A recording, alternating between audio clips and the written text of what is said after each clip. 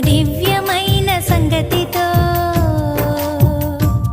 నా హృదయము పొంగెను. ఒక దివ్యమైన సంగతితో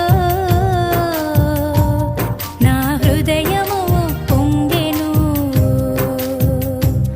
యేసురాజని నా ప్రియుడని ప్రియ స్నేహితుడు క్రీస్తనే. ఒక దివ్య